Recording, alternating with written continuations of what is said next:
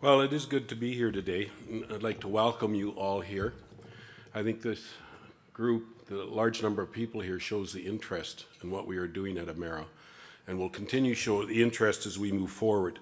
I do want to, it's hard to see with those lights. I do want to just, I've got a number of board members here. We are a 7-member board, and I'd like all my board members that are here this morning to stand up. Just so, and we're going to be here on and off during the next 2 days. So if you see these folks and you want to talk to them about AEMERA, I would encourage you, all of you, to approach them. They're open. They'll have a conversation with you, and we need to hear from this group of stakeholders. So thank you. I think we've got a good mix of people here today. We've got people from the scientists are here. We have the regulators here. We have the community groups here. We have First Nations here. We have Métis here. And we've got environmental groups here. And so we've got a huge cross-sector of what are our stakeholders. And I think that says something, that we can all come together and meet and have a good conversation about what is happening in the oil sands area. We plan to continue on with conferences like this over the next years, but we will broaden their scope, because as new regional plans come into effect, then we have to move in and monitor in those regions as well. And the next regional plan that has been proclaimed by the GOA is the South Saskatchewan Regional Plan, and it is likely that the North Saskatchewan Regional Plan will be proclaimed this summer. So we have, as we move forward, we will have different people here, we will have different conversations, but it's important for us as AEMERA to hear those different conversations. And as I want to frame my comments a bit this morning from some of my past experiences. I want to frame them from my past experiences as a cabinet minister, I guess, as an academic, as really just a member of the public, because that's really what I am right now, as a member of the public. I live in southeastern Alberta. I grew up in southeastern Alberta. We are involved in the cattle industry, and you know, I walked behind the tail of a cow for most of my life, and I can tell you that was good training for politics. But I have faced the challenge of trying to integrate science into policy making, and it's not an easy challenge, and that's what AEMERA is about. It's our goal to be able to put science out to the policy decision makers, to the various communities involved, to all of you, so that it helps in making public policy. And you know, I used to sit in the legislature building. I was on the 3rd floor, and I'd look straight across at the University of Alberta, and it was like it was a different planet. It was like a huge Atlantic Ocean was between us. And as a policymaker, you have to take into consideration many different aspects in your decision making, and science is just one of them. And a lot of the time, in my view, the science community doesn't understand that. But I'm sure the profs at the U of A were sitting over there and looking across at us and saying, what's the matter with you guys? Don't you guys get it? And so we have a real challenge in our society of bringing science into the public domain. And that is a challenge that AEMERA faces. We at AEMERA will only be successful as we bring the science into the public domain, as we bring the science forward so the policymakers, whether they're municipal, provincial, federal, all kinds of different community organizations, so we will only be successful as that science is accepted and used in decision making. And that will be our test. So as a science-based organization, we've got to figure out how to do that. And you need to know we are a relatively new organization. We were originally, there were previous iterations, but we were formed April 28th through an order in council. The board was named. I was named as chair, and Greg Taylor, who's our vice chair, is on sabbatical right now in Japan. But we're relatively new, and we've been, to the board's credit, they've been meeting virtually 2 days a month ever since. So it's been a heavy load on the board. And as a new organization, we have only been able to hire staff, really our own staff, as of the end of January, the 1st of February. We were working with seconded staff. We have a number of vacancies we couldn't hire, and there need to be a a change in regulations for us to hire staff. So we're just now offering jobs to the staff members that we have. So the question as we move forward is, in my mind, how do we bridge the gap? You know, I talk about this huge gap that we have. And I think there's a number of ways we can bridge a gap. I think to start with, we have to do good science. And I'm just having a little trouble seeing my notes here. And we have to do good science. And you will see us doing good science. And I'm not sure exactly what good science is, not being a scientist, but all of you know that. And all of you are going to hear some good science today and tomorrow from the various science community and various people that are presenting. We have to use, you know, accepted methodologies. We have to use empirical data. And more important to me than anything is the people. We have to have good scientists. So we have, as Jay has announced, Fred Rona as part of our group. He starts April 7th, I think. Yep. And it's going to be Fred's job to create that science component for AEMERA. And Fred's a good scientist. He will create good science, and he will hire good scientists. Our next major hire is going to be what we're calling the VP of Field Operations, which I refer to generally as the Chief Monitor. And we need that person to be recognized and credible as well. And so that person will need to move forward and create a good monitoring. As well as good people that we will hire, we've got the Scientific Advisory Panel, the SAP, and that's crucial to us. There's 6 major scientists. I think Sasha's here someplace. If you want to know one of our members, many of you probably know him already. Sasha, do you want to stand up? There's one of the members of our SAP, and we're going to use that group to advise us, and their comments will be public. And as we move forward, the first question I want to ask the SAP is, are we asking the right questions as an organization?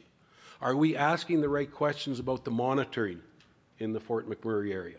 Are we asking the right questions about the monitoring in the SSRP? I don't know. So that's one of the questions. And then on top of the right questions, are we using the right methodologies? Are we using the right technology?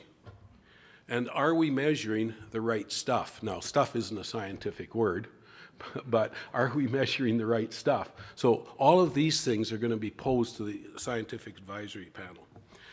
And that'll help us bridge the gap. Another way we're going to bridge the gap is through a traditional ecological knowledge panel.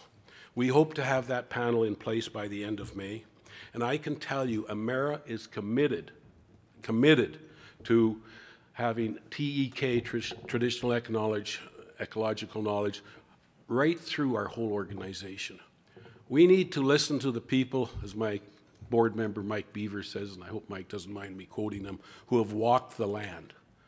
There's a lot of knowledge out there, and we need to figure out how we can transition this TEK with Western science, because we will only be able to have a good understanding of our environment if we can transition and include both. And I had some experience with this when I was chair at the Water Research Institute, just very quickly, because my time is running out. We funded a project that was led by 3 First Nations people around water. They went out and talked to a number of elders. It was, in my view, very successful. They developed a program that is called Water, the Sacred Trust. And that program is available and being used in schools today. So I know we can do things together as a society, as a community of First Nations, of Métis, of Western science. We can work together and we can make a real difference in how we move forward as a society. So to continue to bridge the gap, we need to build trust. And there's a number of ways we can build trust. We were established as an agency that is to be separate from both government and industry. And there's good reason for that, quite frankly. I mean, when I was Minister of Environment, I'd say something that would be, I thought, true, but people didn't believe me because there were too many filters I had on too many investments we as a government had in the oil sands. So it was really, in a sense, a conflict of interest. And industry, well, quite frankly, not many people believe industry either. So AEMERA was created to be that arm's length, independent thinking group that can work with the community and provide good data. We are not a policy organization. We are a data organization. And it's our job to provide good data to both the regulators, the public in all its many forms, and the public policy decision makers, federal, municipal, and provincial. So if we can do that, if we can build trust, it'll be a huge step for us. Now, I can't stand up in here and say, by 10 o'clock this morning, I'm going to have everybody in the room trust me and trust AEMERA. Trust doesn't work that way. I wish it did, but it doesn't work that way. And so we have to build and earn your trust, the stakeholders' trust, over a period of time. And one of the ways we can do that is by involving all stakeholders. We need all of you to come alongside of us, as Jay said, and help us. We cannot do this without help. We need to involve the stakeholders. We need to have the data in a right format so that the public policy decision makers and the public and the community groups can use it. We need to be transparent with our data. No filters. And we will be releasing data that is unfiltered. Now, we can put data on a website. That won't mean much to me, right? We've identified a number of different levels that we have to interpret or communicate data at. So the scientists can go probably on, I think we've identified 7 levels. Scientists can go on, and we want to have streaming real-time data as much as possible. Scientists can go on and take that raw data. But I can't take the raw data and make any sense of it. So there's got to be some kind of interpretation. One of our main jobs as an organization, and we're going to hire a vice president to do this, is to figure out how to put that data out in very meaningful ways. So the mother of a child with asthma someplace in the province can go look at an air quality index and know what it means. So we've got to interpret data in a way that's meaningful to all Albertans, not just the science community. We need to be timely in our data. As I said, we want to stream as much data as possible. I don't understand about streaming data and what's possible to stream and what's not possible to stream. But it's our goal to stream as much data live time as we can. And that, once again, reduces any filters that you can put on it. So as we move forward, we also need to establish strategic alignments. There's a number of groups out there. I shouldn't mention groups, but I will, because I'll miss some. But like airshed groups, watershed, WPACs, watershed groups, ABMI, WABIA, we have to figure out how to work with these people because they are doing good work across the province, all of these groups, and others, not just them as well. But until we get enough senior staff around that can figure out what the relationship should be, it's very difficult for us to be able to do that. And we need to be supportive of those groups, and those groups need to support us in our needs and data development as well. So as we get our Vice President of Operations, Field Operations, our Vice President of Science, Fred, together, they can start understanding how we can work with the watershed groups, with the airshed groups, with the ABMIs, with the WABIAs and other groups like that.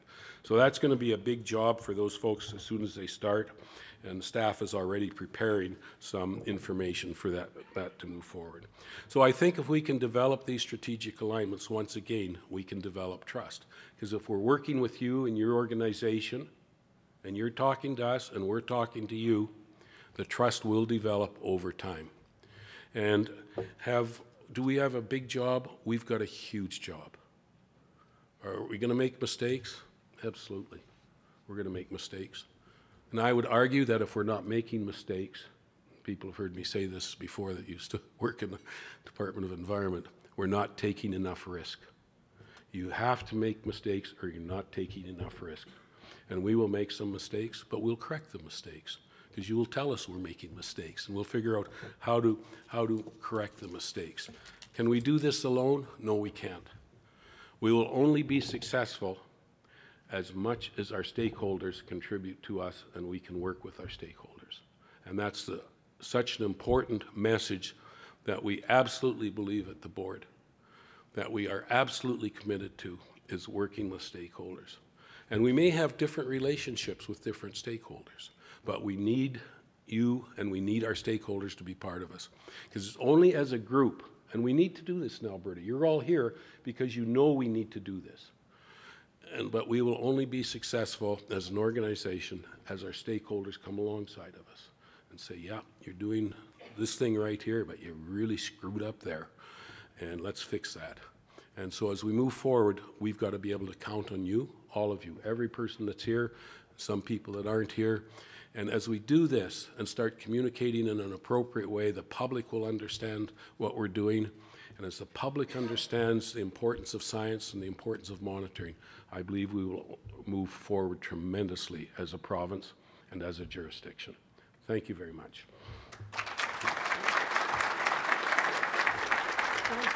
Okay. I got 29 seconds left. This one on, number 7. Thank you. There we go. Okay, so our first presenter did a fantastic job. Thank you, Dr. Taylor, for sticking to the time limits. I'm going to be on all of the presenters. Well, you can't help it because he's got a little clock right here. But I'm now 1 minute and 4 seconds over with a red light blinking. And eventually the floor drops out and the person disappears. So it's going to be an exciting couple of days. What that means is there are a couple minutes for questions. We have about 4 minutes now, I guess, for questions. There are 2 microphones.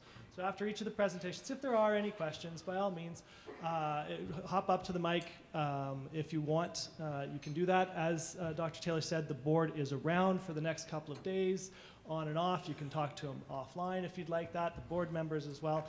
We do have a couple questions if anybody had a general question for Dr. Taylor.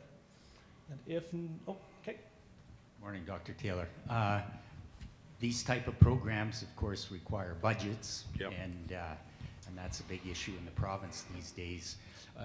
What's the plan to ensure, sustainable funding for this initiative? This is a huge issue for us. We all know the province financial state. They're going to be $5.6 billion, I think they announced short next year. $5 billion and $5 billion short, and they've eliminated the possibility of sales tax, and I won't comment on that, but so they've really made it difficult for themselves to raise more money. So our estimate is we need across province as we move forward, we're going to need at least right around $100 million to operate in the whole province. The most expensive area, of course, is Fort McMurray, and that's regulated, so we have the $50 million. That's thankfully regulated. But we're looking at, and as we speak, our audit committee is looking at how do we become sustainable over the long term? So as you know, the $50 million from the oil industry is a regulated industry, or regulated into government. And it's a regulation, so we will have that. But, the oil industry isn't the only one that needs some monitoring issues. We've got a coal industry, we've got electrical industry, we've got manufacturing. In the south, we've got agriculture, and if you look, I know the south very well because we run cattle, and there's all kinds of cattle crapping in the rivers and creeks, which I don't understand, and in dugouts, because you get way better gain, pound per gain, if you fence off your water sources, and there's lots of nitrates in our rivers. So, the agricultural industry is contributing too. So what I've asked the audit committee to do, and they're thinking about and talking about, is over the next year to 18 months, let's come up with a sustainable program that will develop the money we need and take it to the government. It's going to have government approval, and let's face it, we don't want to do it before an election, and that's our plan to do that. In the meantime, we need government money. We need, 30 or 40 million bucks for the next year. We don't know if we're going to get that or not.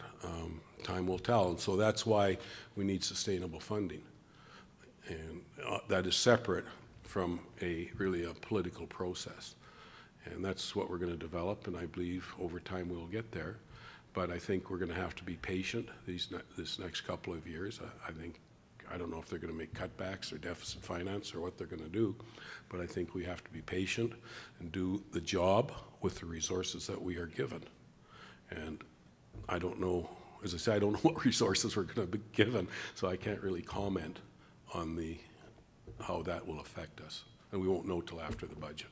But hopefully 2 years from now, we won't be depending on a provincial budget.